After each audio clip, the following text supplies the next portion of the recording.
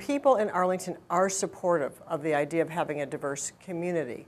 They are very supportive also of housing affordability, but there are significant knowledge gaps about affordable housing.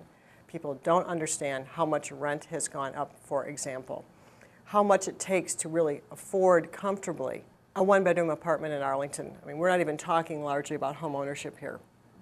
We're talking about rental values. While housing affordability is the foundation of having an affordable, diverse community, there are other cost pressures as well, like, for example, in our area, childcare. So that if people cannot make their basic living expenses, they're going to move elsewhere.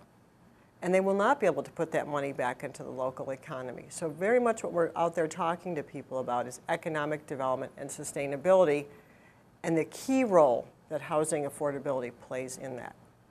And as you start to fill those knowledge gaps, then people can really say, okay, now I really get it, why we have to dedicate some of our tax revenue to this, why it's important for that higher story building mixed income to come into my neighborhood, even though theoretically I'd rather have a bunch of lower buildings, that they understand there's a real need for this. Arlington's had affordability issues for decades, but what was a challenge in 2000 became a crisis by 2008. So when people understand that, especially people who have lived in Arlington for a long time and who are homeowners, they don't really have to go out and rent an apartment. Sometimes their kids do, and then they find out the story that way. But if you've really been in Arlington, a long-time established resident, in fairness, why would you know any of this? But as we're out there telling the story and filling in those knowledge gaps, it really helps them to put some context around those progressive values they already hold.